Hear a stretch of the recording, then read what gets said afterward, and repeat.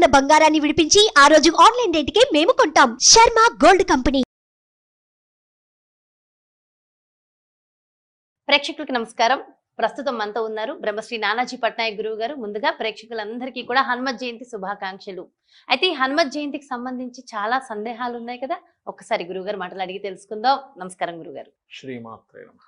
అయితే గురువుగారు, హనుమత్ జయంతి ముఖ్యంగా చాలా మందికి ఉన్నటువంటి ఒక ప్రశ్న ఏంటంటే, హనుమత్ జయంతి 2 సార్లు వస్తుంది. ఒకటి ఏప్రిల్ నెలలో వస్తుంది, ఇంకొకటి మే నెలలో వస్తుంది. అవునమ్మా. అంటే తెలంగాణ వాళ్ళకి ఒకటి, ఆంధ్ర వాళ్ళకి ఒకటి అని అనుకోవాలా? అసలు ఈ హనుమత్ జయంతి అని అంటాం రెండింటిని, దానికి సంబంధించి డీటెయిల్ గా ఎక్స్ప్లెయిన్ చేయండి. ఏం లేదమ్మా, మనకి పరాశర సంహిత అంటే దీనికి ప్రామాణికం ఏమిటి? ఆంజనేయ స్వామి ఎప్పుడు పుట్టారు? వైశాఖ మాసంలో పుట్టినట్టుగానే ఉంది, చైత్ర మాసంలో లేదు. పరాశర మహర్షి చెప్పాడు ఆయన ఎప్పుడు పుట్టారు, ఎలా జన్మించారు అనేటువంటిది. వైశాఖ మాసంలో మనకి శనివారం నాడు జన్మించారు, తిథి నాడు జన్మించారు అని చెప్పడం జరిగింది.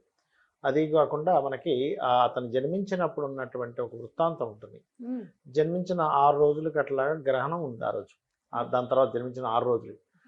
అయితే అమావాస్యకు ముందు అనమాట, కృష్ణపక్షంలో జన్మించాడు ఆయన. శుక్లపక్షంలో కాకుండా కృష్ణపక్షం. కృష్ణపక్షం అంటే అమావాస్యకి దగ్గర అవుతున్న రోజులు.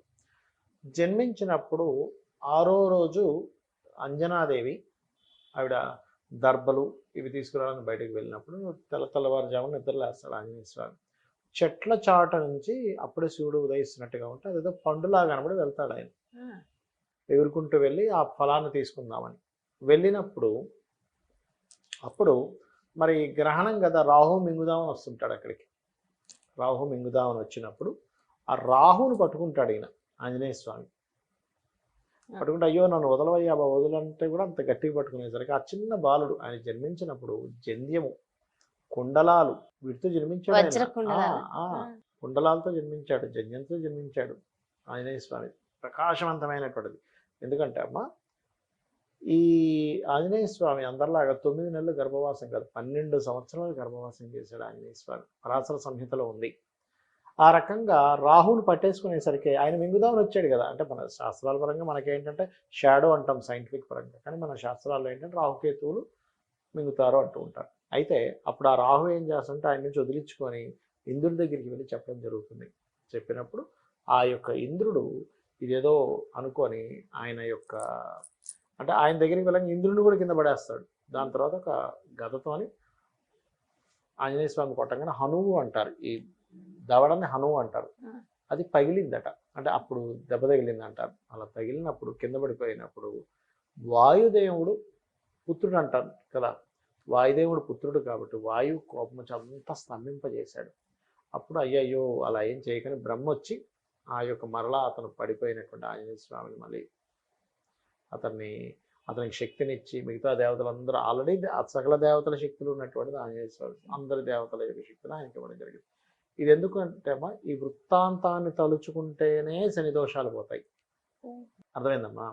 అట్లాగే ఇంకోటి ఏంటంటే, ఈ ఆంజనేయ స్వామికి సంబంధించినటువంటి విషయంలో ఇది ఎందుకు చేస్తారు మరి, ఇక్కడ ఏమిటి ఇక్కడ జయంతి అంటున్నారు, అక్కడ ఎందుకు జయంతి అంటున్నారు అంటే, ఈ జయంతికి దీక్ష తీసుకుంటారు.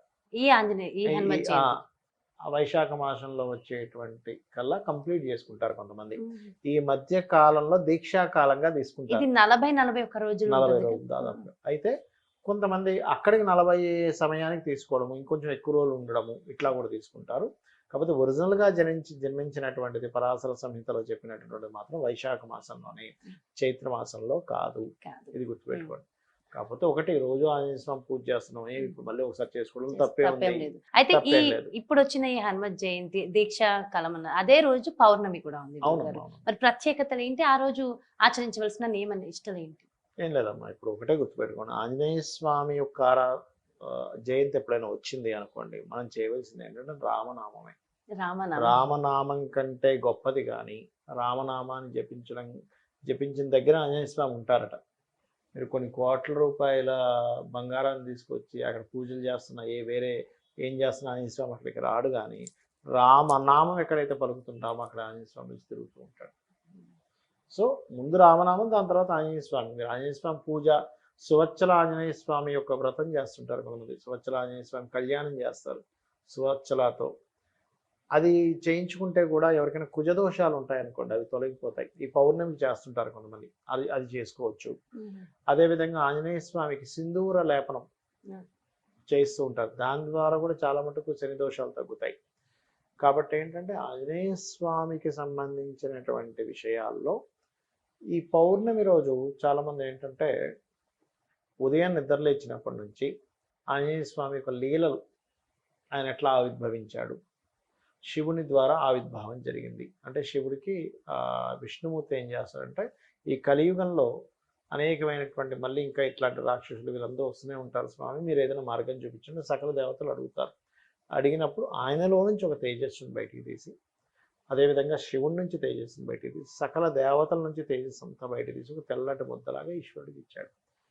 ఆ శివుడు దాన్ని చక్కగా స్వీకరించుకున్న తర్వాత పార్వతీదేవికి ఒక కోరిక ఉంటుంది, మనం కొంచెం అలా విహారానికి వెళ్దామని శేషాచలం, ఇప్పుడు తిరుపతి నుంచి శేషాచలం కొండల మీదకి వెళ్తారు. అక్కడ వానరులను తెలిసి మనం ఈ వానరుల మనం కూడా ఈ యొక్క రూపంలో తిరుగుదాం కాసేపు తిరిగినప్పుడు ఆ శివ తేజస్సు అమ్మవారిలోకి వెళ్తుంది. వెళ్ళినప్పుడు అక్కడే అగ్నిదేవుడికి ఇచ్చేస్తుంది అమ్మవారు. అంటే ఈ రూపంలో వచ్చినటువంటి కలిగినటువంటిది కదా, అగ్ని ఆ శక్తిని తట్టుకోలేక వాయుదేవుడికి ఇస్తాడు. అంజనాదేవి సంతానం కోసం చేసేటువంటి ఏదైతే తపస్సు చేస్తూ ఉందో, ఆ అంజనాదేవి ఏంటంటే తను వాయుదేవుడు ఇచ్చిందే తినేది, ఇంకేమీ తినేది కాదు. అలా ఒకరోజు శివ తేజస్సుని ఇస్తాడు ఆయన, అది స్వీకరించేస్తుంది అంజనాదేవి. స్వీకరించేసి గర్భం కాల్స్తుంది, కోపం వస్తుంది, అది ఏమిటి అసలు నాకెలా గర్భం వచ్చింది అన్నప్పుడు ఆకాశవాణి చెప్తుంది అంజనాదేవికి, అమ్మ నువ్వేం టెన్షన్ పడకు, ఇది శివుని యొక్క తేజస్సు, ఇది అగ్ని ద్వారా తర్వాత వాయు ద్వారా నీలో చేరింది, దీనికి లోక కళ్యాణం ఉంది, హనుమంతుడు అనేటువంటి వాడు పుట్టబోతున్నాడు. సో అంజనీ పుత్రుడు ఆంజనేయ స్వామి అయ్యారు. కేవలం ఈ యొక్క వృత్తాంతం తలుచుకున్నా చాలమ్మ ఆంజనేయ స్వామి యొక్క అనుగ్రహం ఉంటుంది. అయితే ఆంజనేయ స్వామి నవ వ్యాకరణ పండితుడు. ఆంజనేయ స్వామి ఉపాసన ఎవరైనా చేశారని కూడా అద్భుతమైన వాక్కు వస్తుంది వాళ్ళకి. అంటే ఎలా మాట్లాడాలి, ఇక్కడ మాట్లాడటం అంటే ఏదో మాట్లాడటం కాదు, సందర్భం ఏమిటి, సమయం ఏమిటి, అక్కడ ఆ మాట మాట్లాడొచ్చా మాట్లాడకూడదా, దాన్ని సాగదీసుకుంటూ మాట్లాడాలా లేకపోతే కొంచెంలో కంప్లీట్ చేసేసేయాలా. కొంతమంది చూడండి, అరే ఎక్కడికైనా వెళ్ళొచ్చావా అని అడిగితే బయటికి వెళ్ళాను, అంతట్లో ఆటో ఆగలేదు, దాని తర్వాత బస్సు కోసం వెయిటింగ్ చేశాను, ఆ బస్సులో ఎక్కితే కండక్టర్ ఏమో చిల్లర లేదన్నాడు, చిల్లర లేదు కదా అని చెప్పి నోటు తీశాను, ఆయన లేదన్నాడు, ఇవన్నీ అరే నా వెళ్ళిన పని అయిందా లేదరా అంటే వెళ్ళిన పని అయిందా లేదు చెప్పచ్చు, ఈ సుత్తంతా చెప్తూ కూర్చుంటాడు. కానీ ఆంజనేయ స్వామి ఉపాసన దీక్ష అంటే ముఖ్యంగా ఆడవాళ్ళు కొంతమంది చేయాలనుకుంటే వాళ్ళకి ఎలాంటి నియమాలు ఉంటాయి గురుగారు, మగవాళ్ళు ఎలా చేయాలి? ఏ దీక్ష అయినా సరే స్త్రీలకి అర్ధమండలమే, 21 రోజులు 40 రోజులు చేయరు. ఎందుకంటే 40 రోజులు చేస్తే ఒకవేళ కొంచెం ఏజ్డ్ పర్సన్స్ ఉంటారు, వాళ్ళకి ఆగిపోతుంది, మనతో వాళ్ళు చేస్తారు, ఆటంకం వస్తుంది. 40 రోజులు అనుకుని 20 days చేయొచ్చు. ఆంజనేయ స్వామి దీక్ష కూడా చేయొచ్చు, తప్పేం కాదు, శివ సంభూతుడు కదా, చేయొచ్చు. కాకపోతే అర్ధమండలం చేయాలి. ఆంజనేయ స్వామి దీక్ష స్త్రీలు చేయకూడదని ఎక్కడా లేదు, గుర్తుపెట్టుకోండి.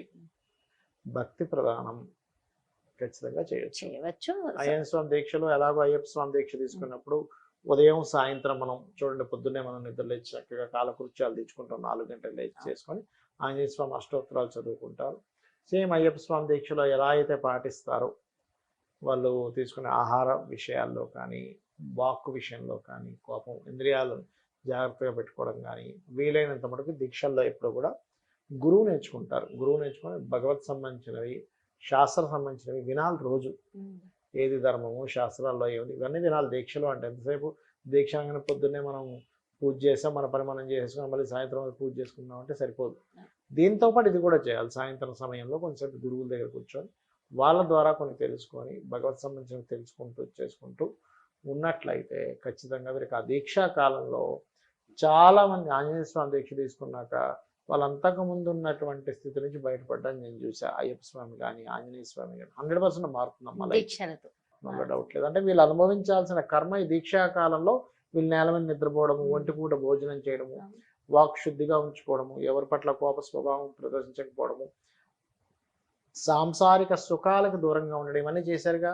వీళ్ళు అనుభవించాల్సిన వేరే కర్మ ఈ రూపంలో నలిఫై అయిపోతుంది. చాలా చక్కగా వివరించారు గురుగారు. Thank you so much. నమస్కారం. శ్రీమాత్రే నమః. సో చూసారు కదా, ఇదండి హనుమత్ దీక్షకు సంబంధించి హనుమత్ జయంతికి సంబంధించి అద్భుతమైన విషయాలు మనందరికీ చక్కటి విషయ పరిజ్ఞానాన్ని అందించారు కదా గురువు గారు. మరో చక్కటి ప్రత్యేకమైన కార్యక్రమంతో మళ్ళీ మీ ముందుకు వచ్చేస్తాను. మరి అదేవిధంగా మీ యొక్క జాతకానికి సంబంధించి కానీ లేదంటే మీ ఇంటి వ్యాపార వాస్తుకి సంబంధించి కానీ గురువు గారిని సంప్రదించాలి, అపాయింట్మెంట్ కావాలి అనుకుంటే వెంటనే క్రింద డిస్ప్లే అవుతున్నటువంటి నెంబర్స్ కి కాల్ చేయగలరు. నమస్కారం. సుమన్ టీవీలో మీ పర్సనల్ అండ్ బిజినెస్ ప్రమోషన్స్ కోసం కింది నెంబర్ కి కాంటాక్ట్ చేయండి.